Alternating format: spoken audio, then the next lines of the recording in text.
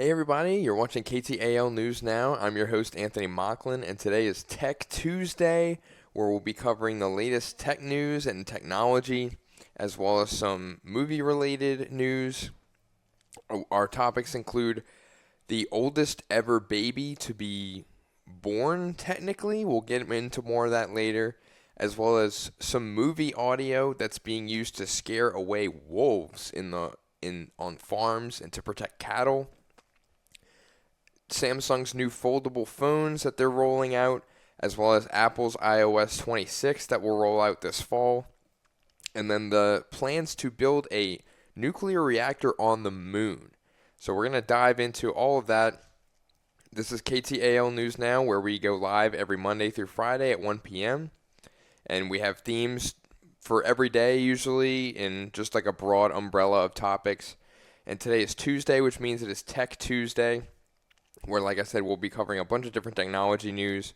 And the first one involves local news, where Sparklight, which is an internet service provider, is expanding in parts of East Texas.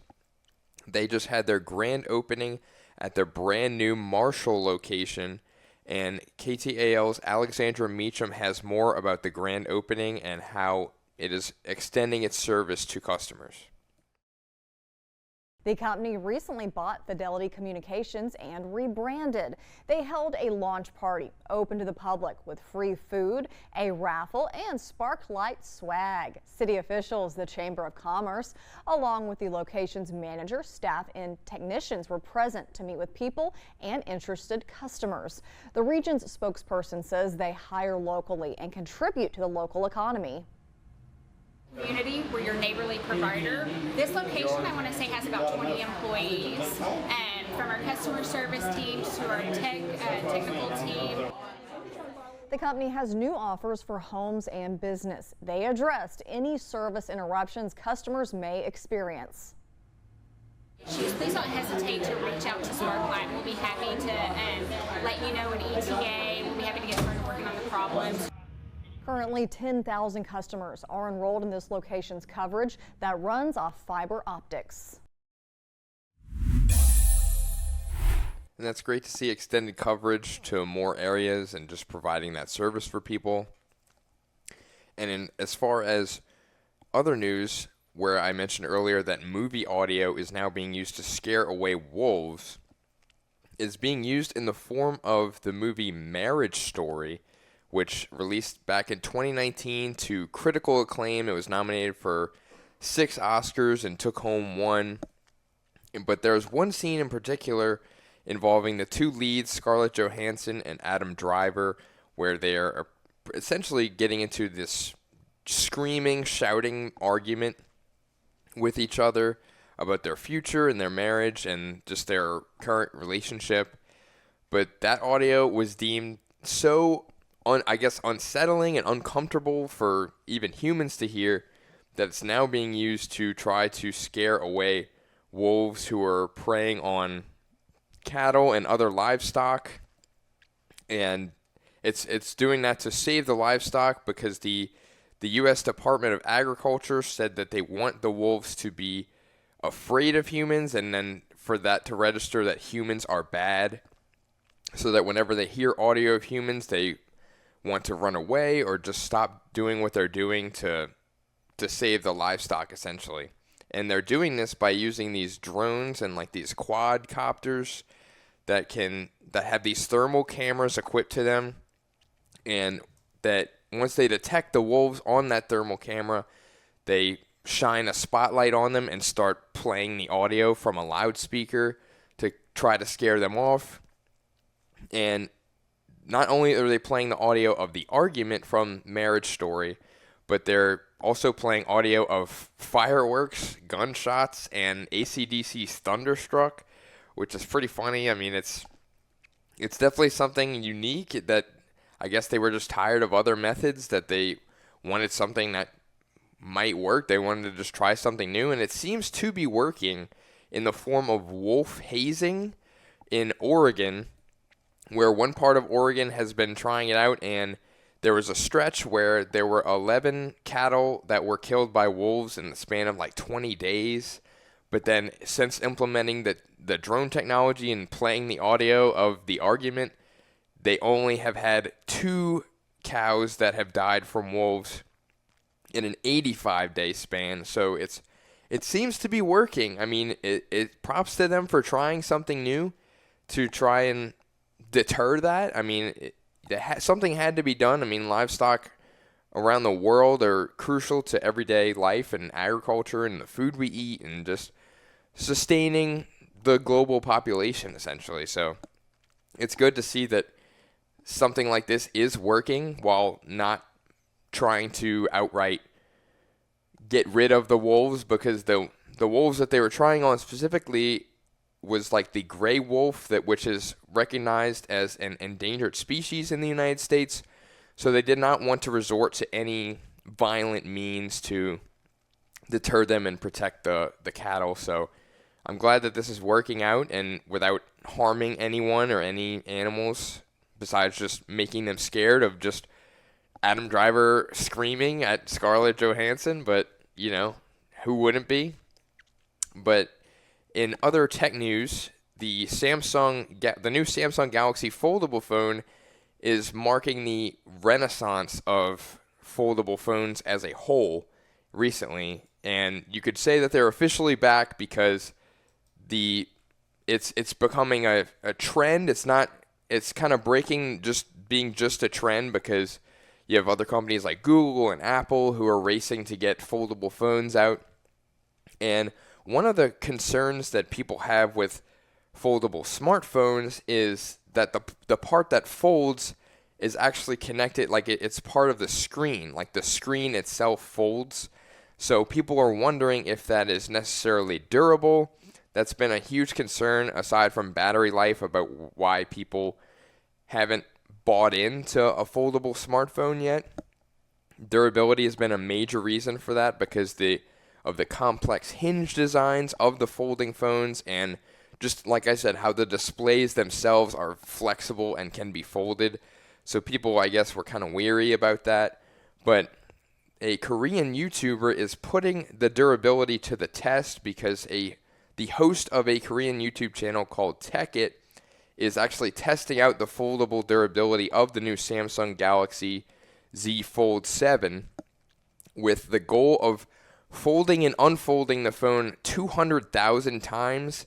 As of yesterday morning, he was around 150,000 just simply by folding it by hand, and he was going to complete the rest of it on a live stream this week.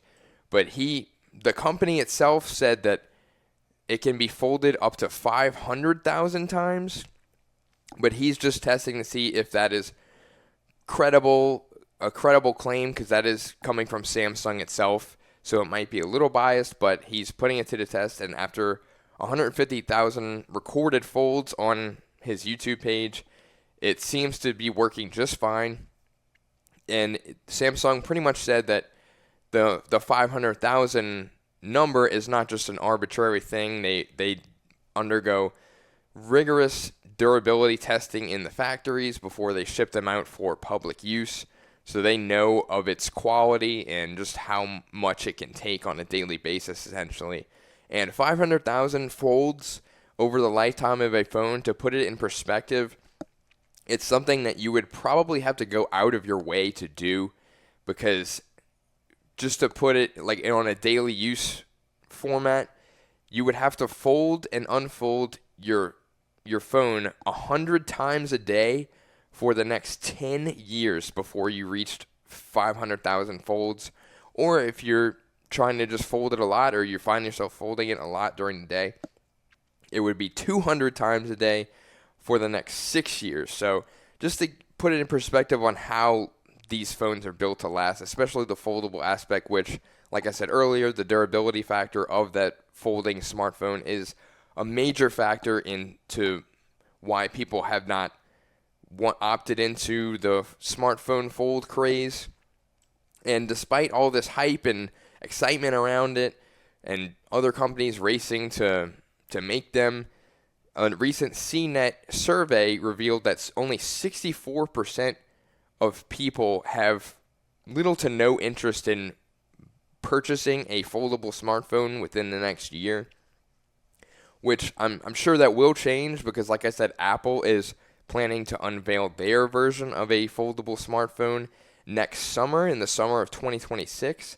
And speaking of Apple, in the fall, they plan to release their new iOS 26, which promises to have a variety of different features. They always go super big and bold with brand new and making things look different than they were before with in terms of the user interface or UI and just other quality of life features. And one of those promises a better battery life using what's known as adaptive power mode. But unfortunately for older iPhone users like myself, I have the iPhone 14.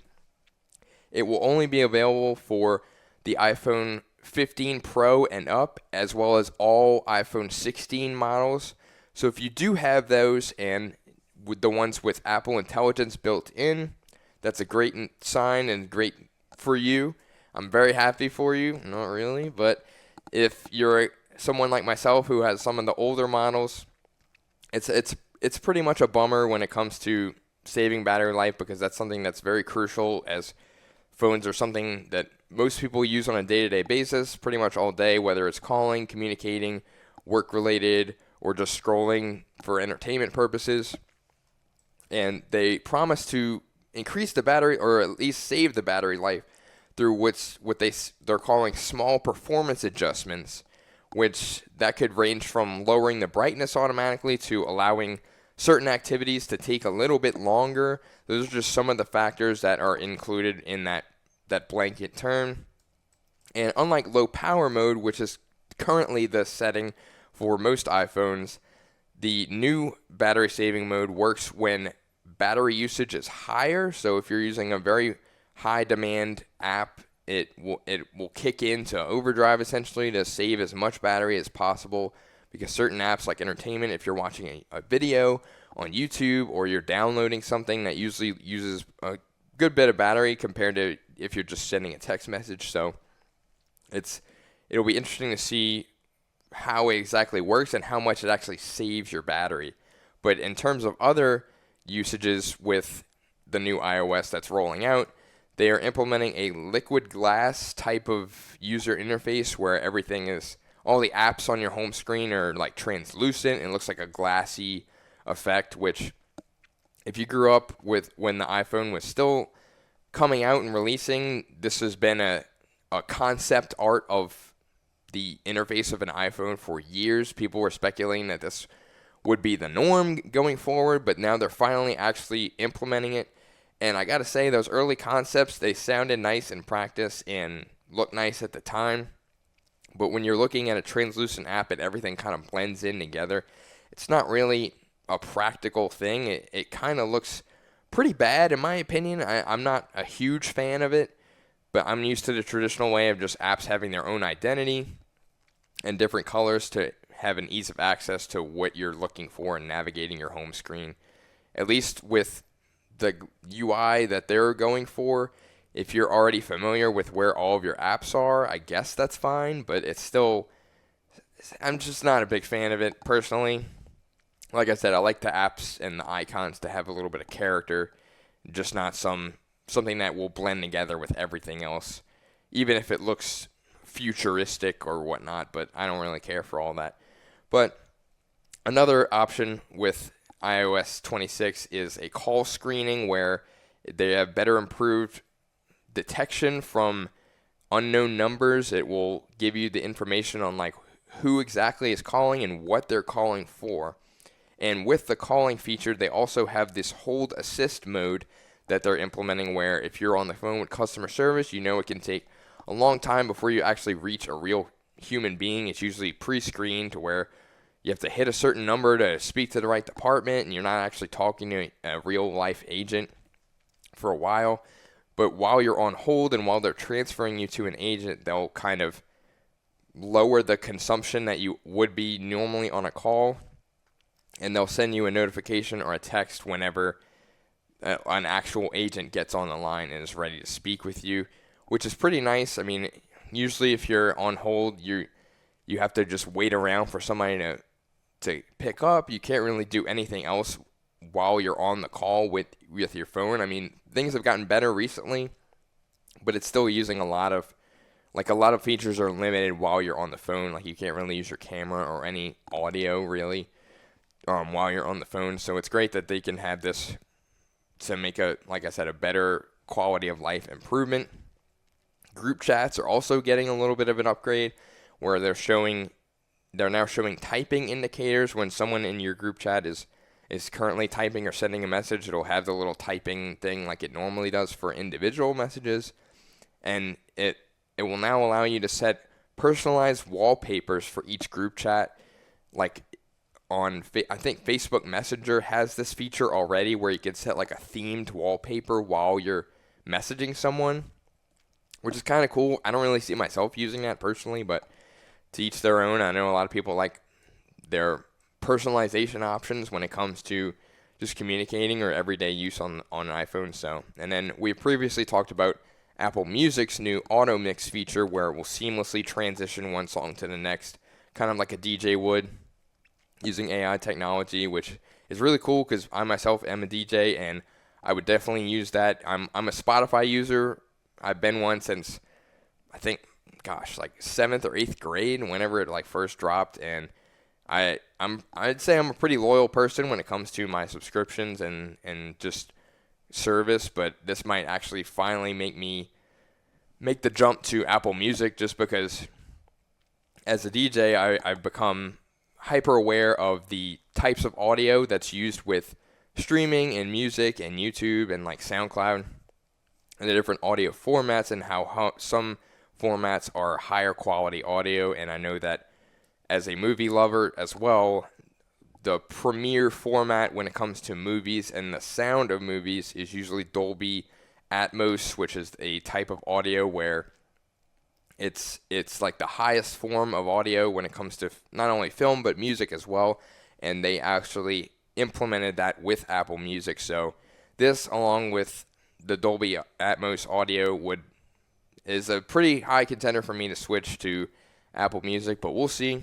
I'll probably stick with Spotify for the time being because, like I said, iOS 26 doesn't actually roll out until the fall. It's in a beta right now. It's in public beta. You can sign up for to test yourself, but it's not available to the wider public yet until they roll out iOS 26 with the release of their new iPhone 17, which I'm assuming will have this iOS 26 already on it and operating with it out of the box. But as far as that goes, that's a really exciting with a bunch of new features that are coming your way. If you're someone who likes keeping up with the new iPhones and just trying to get the newest iPhone all the time, it's great news for you. I'm personally, like I said, I have the iPhone 14 still works like a charm, so I'm good for now. But unless there's something that they reveal that is like, oh my gosh, I need that, I gotta have it, then I'll probably just stick with the iPhone 14 right now. Or until whenever my upgrade's up. I'm not really sure. I haven't really paid attention to that in a while, but I probably should though. But another topic that made national headlines was the fact that there was an embryo that was frozen for over 31 years and was just born this past Saturday, technically making it the oldest baby to ever live, which is kind of an oxymoron. But the reason this was possible is what's known as embryo adoption, where people use this service to freeze their embryos if, like, for IVF, for example, which is in vitro fertilization. It's become a super popular thing lately, although only 2% of births are still with IVF, which is a relatively small number if you look at the just percentage-wise. But in terms of the amount of people we have in the United States, it's quite a lot. And the reason that this is done is to combat infertilization, where if you're struggling to have a baby or your doctor says you can't have a baby through natural means, IVF comes in to help you have one, for those who really want to have a family and just have a child of their own. I know that's super important to most people, but with IVF comes extra embryos that maybe would work in this current moment, but not everybody wants to have baby after baby like that. They just want to have their first child and just worry about that first. So they take these extra embryos that were fertilized and freeze them for the time being, and those leftover embryos get put in storage while the parents of them try to figure out what they're going to do with them and what is best for them. Because in 2024, the Alabama Supreme Court ruled that these frozen embryos technically have the legal status of children. So it's not like you can just throw them out or just get rid of them. You would have to store them and freeze them for the time being until they can be used in a case like this, where the donor had 4 embryos, and one of them she had a daughter, but then her and her husband ended up getting divorced, and then she initially planned to have the other 3 embryos eventually, but the divorce with her husband kind of threw a wrench in those plans, and she held them off for a while. She didn't really know what to do with them. So, 30 odd years later, she finally gets to see them blossom essentially and make somebody else's life happy, where the couple who had them initially couldn't have kids in the normal way. They had to seek scientific and medical help in order to do so. And of the 3 embryos that she donated, one did not make the thaw, unfortunately, and the other 2 were implanted into the womb, but only one of them implanted to the uterus and was able to be born. So that's how we got to where we are right now, where 31 years later, this baby who was frozen for decades has now been born into the world, is perfectly healthy from what everybody has been reporting. So it's glad to see that this couple can make something happen out of a very tough situation and turn their lives around and have a family with each other. So that was really awesome to see. But it also raises a lot of questions on just how, I guess, morally ethical this might be, because considering if a baby is frozen for 31 years, like, how old is it really? Like, is it, I don't know. People can argue about that all they want. I'm not really sure what the implications of this will be. I mean, I'm hoping that the baby grows up to be perfectly healthy and normal, but we'll see. I'm wishing nothing but the best for their family and just for them to have a happy and healthy family. And another news that made national headlines was that NASA's interim director announced plans to put a nuclear reactor on the moon, which I guess it would work in practice depending on what you want it to do. I mean, they said that the nuclear reactor would be the only way to power a base station for humans to inhabit on the moon or do research on and have labs in. But their plan is a little bit flawed, in my opinion. Maybe not a little bit, but I'd say a lot. But they initially announced plans to put a nuclear reactor on the moon by the year 2030, which, if you look in terms of space travel and space missions, 5 years, a little over 5 years is not, it's pretty short in the grand scheme of things to get a working, not only a nuclear reactor that will work in space, but also the means to transport it. And nuclear reactors, they're not the lightest things in the world. I mean, they would take a lot of power to get something like that not only up off the ground, but into orbit and all the way to the moon. And that would cost a lot of money. It's a very expensive endeavor. It's, like I said, it's part of a plan to put a permanent base of sorts for humans to live on the moon. And nuclear would be the only way to do this because, like I said, if you were to rely on solar power, it wouldn't necessarily work because one lunar day, which is a day on the moon, is 14 Earth days, which is 2 weeks on Earth. And the reason for this is because of the way that the moon always faces the Earth. And whenever the moon goes behind the Earth and the Earth is between the moon and the moon gets no sunlight from that. So it's just two weeks essentially of complete darkness. And it's just it would just not be feasible because, like I said, one lunar day is 4 weeks on Earth. So you'd have 2 weeks of sunshine and then 2 weeks of darkness. So solar power would be pretty hard. I don't think it would work at all. So that leaves nuclear to be the only option remaining for this. And it would, like I said, just getting it there would be super expensive. And I don't really see how they plan to do this, considering the fact that President Trump recently cut almost a quarter of NASA's budget, which he plans to fulfill in 2026. So a quarter of their budget is just gone, and I don't know how they're going to find the funding to do something like this.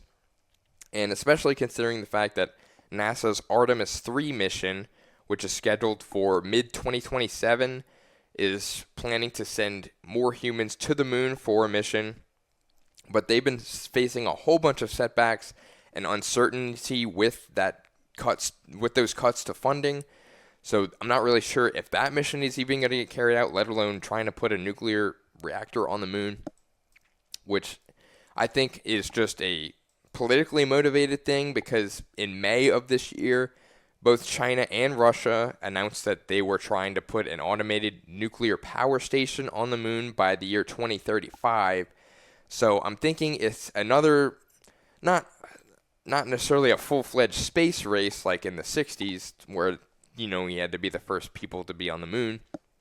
But I'm thinking it's to try to prevent them from getting there because they're afraid of these what's known as keep-out zones that could happen, which were created in the Artemis Accords, which were signed in 2020.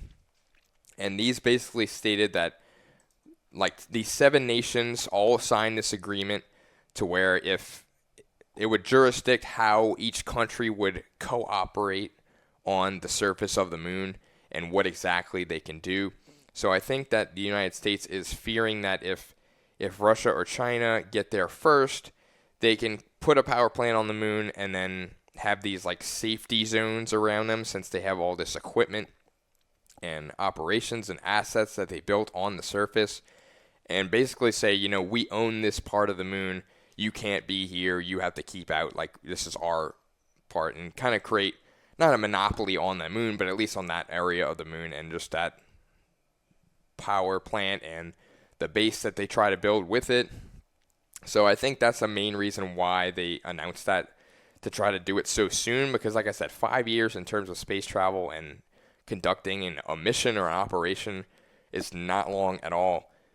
It's relatively short on the grand scheme of things because, like I said, you have to create something that would actually get off the ground, because as of this point, if you were to transport a very heavy nuclear plant to the moon, we have never transported something of that weight before in outer space. And I'm not saying it's impossible because, like I said, we've been to the moon. We've done all this space travels, which people have previously thought as impossible. But as of right now, I really don't see, especially with the cuts to funding, I don't see how that they can create something that would effectively transport all these radioactive materials into space, especially the power plant itself, if it weighs a ton.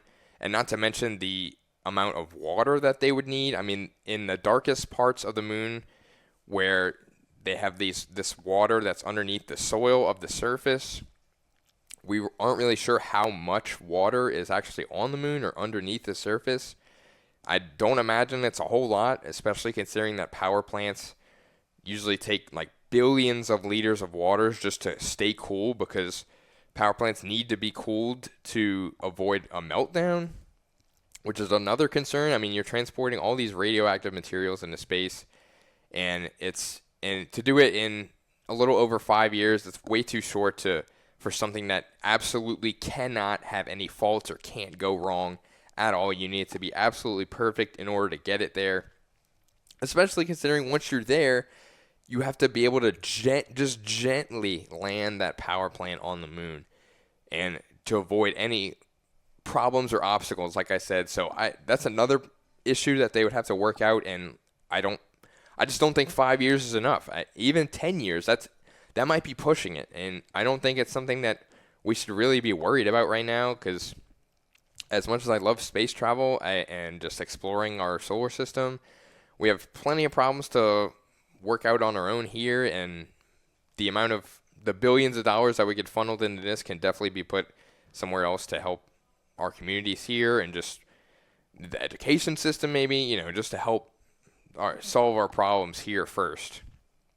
But if something does go bad, if we got the nuclear power plant on the moon and we had a catastrophic accident like Chernobyl, for example, which probably won't happen because nuclear power is shown to be extremely safe and clean, and there have only been really like 2 high-profile accidents or disasters, and most of which have been in like the early stages of nuclear power.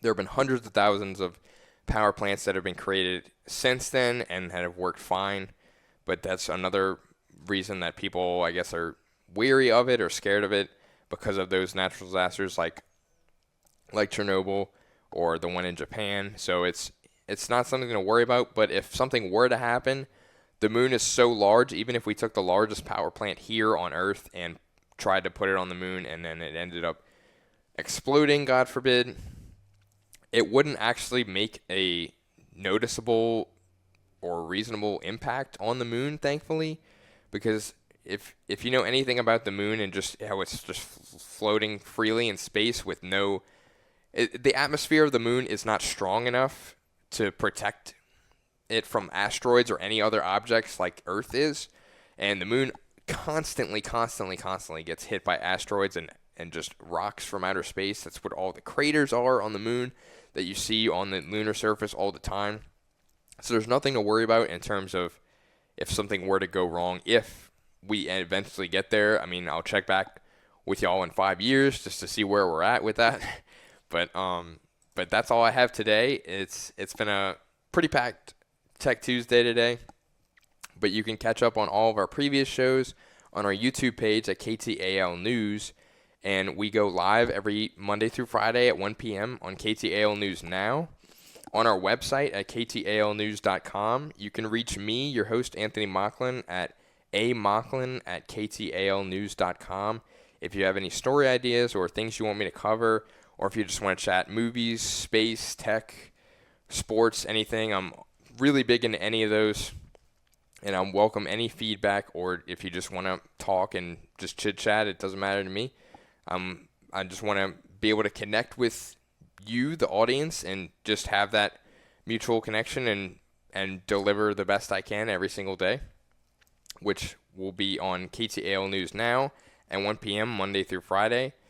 Like I said, this was Tech Tuesday. Tomorrow will be another edition of Wellness Wednesday, and then we'll look toward the weekend ahead later in the week and recap some of the best stories of the week on Friday for Feel Good Friday. But like I said, you can catch us on KTAL News Now every day, Monday through Friday at 1 p.m. But for now, I'm Anthony Mocklin. I hope y'all have a great rest of your day and week, and thank you for joining us.